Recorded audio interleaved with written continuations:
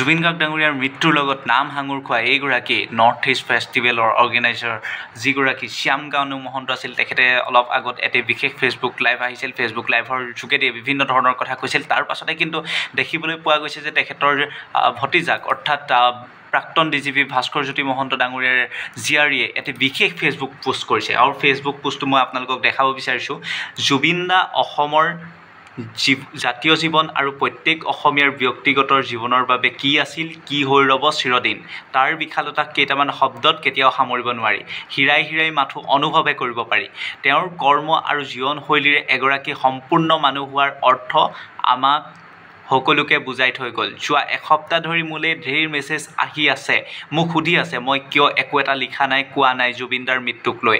আজিও একো নিলিখোঁ হয়, কাৰণ সকলো মানুহে নিজ নিজ ধৰণে শোকৰ লগত মোকাবিলা কৰে, কিন্তু কিছুমান কথাৰ কাৰণে লিখিবলৈ বাধ্য হৈ পৰিছোঁ। এই মুহূৰ্তত আপোনালোকক জনাব বিচাৰিছোঁ যে খুদ ভাস্কৰ জ্যোতি মহন্তৰ জীয়াৰী অৰ্থাৎ এইজন বৰ্তমান জুবিন দাৰ ডাঙৰীয়াৰ মৃত্যুৰ সৈতে নাম সাঙুৰ খোৱা এইগৰাকী বিতৰ্কিত শ্যাম কানু মহন্ত ডাঙৰীয়াৰ ভতিজাকে এটি বিশেষ ফেচবুক পোষ্ট কৰিছে। আৰু ফেচবুক পোষ্টটো দেখুৱাবলৈ মই আপোনালোকক বৰ্তমান সময়ত দেখাইছোঁ।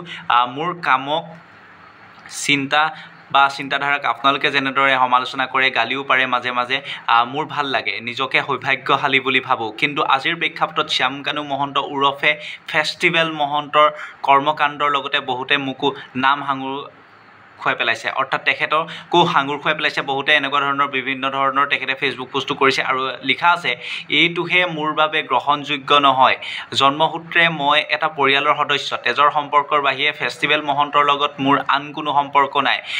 বহুত বছৰ ধৰি কোনো ধৰণৰ কথা বতৰাও নাই উল্লেখিত ব্যক্তিজনৰ লগত। যিসকল লোকে মোক ব্যক্তিগতভাৱে চিনি পায় তেওঁলোকে জানে আমাৰ মতাদৰ্শ আৰু জীৱন যাপন কিমান পৃথক।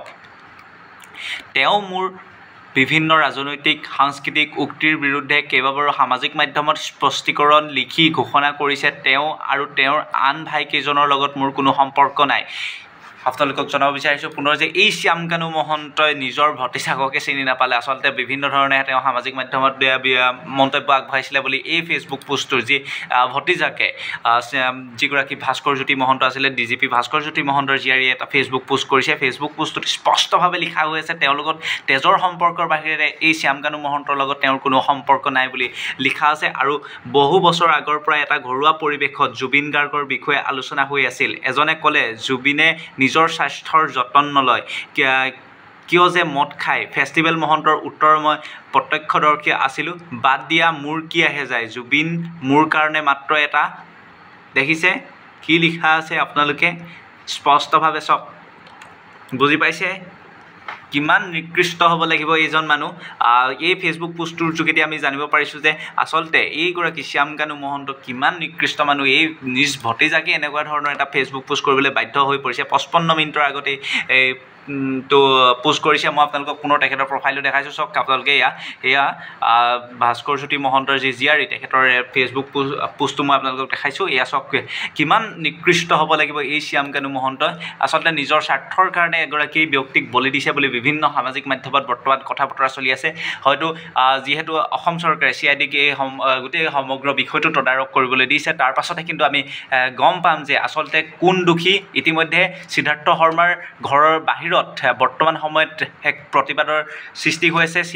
SIDয়ে ইতিমধ্যে তেওঁৰ সেই ঘৰ সিদ্ধাৰ্থ শৰ্মাৰ ঘৰ যি জুবিন গাৰ্গ ডাঙৰীয়াৰ মেনেজাৰ আছিলে, মেনেজাৰৰ ঘৰত গৈ পানি ইতিমধ্যে বিভিন্ন ধৰণৰ তালাচী অভিযান আগবঢ়াইছে। এইগৰাকী ভাস্কৰ জ্যোতি মহন্তৰ জীয়াৰীয়ে ইতিমধ্যে এটা ফেচবুক পোষ্ট কৰিছে। মই পুনৰ ফেচবুক পোষ্টটো আপোনালোকক দেখাবলৈ বিচাৰিছোঁ। ফেচবুক পোষ্টটোত স্পষ্টভাৱে লিখা আছে যে শ্যাম কানু মহন্তৰ লগত তেজৰ সম্পৰ্কৰ বাহিৰে তেওঁৰ ব্যক্তিগত জীৱনত কোনো ধৰণৰ সম্পৰ্ক নাই। আচলতে তেওঁ এইটো পুনৰ মই দেখাব বিচাৰিছোঁ যে তেজৰ সম্পৰ্কৰ বাহিৰে ফেষ্টিভেল মহন্তৰ লগত মোৰ আন কোনো সম্পৰ্ক নাই। বহু বছৰ ধৰি কথা বতৰাও উল্লেখিত ব্যক্তিজনৰ লগত হোৱা নাই। আচলতে চাওক নিজৰ ভতিজাকে এনেকৈ লিখিবলৈ বাধ্য হৈ পৰিছে আজিৰ তাৰিখত, কাৰণ এই শ্যাম কানু মহন্তই নিজৰ স্বাৰ্থৰ কাৰণে এজন নিৰীহ ব্যক্তিক অসমৰ সম্পদক শেষ কৰি পেলালে বুলি ইতিমধ্যেই সৰ্বত্ৰে চৰ্চা হৈ পৰিছে। আপোনালোকে বিচাৰ কৰিব লাগিব।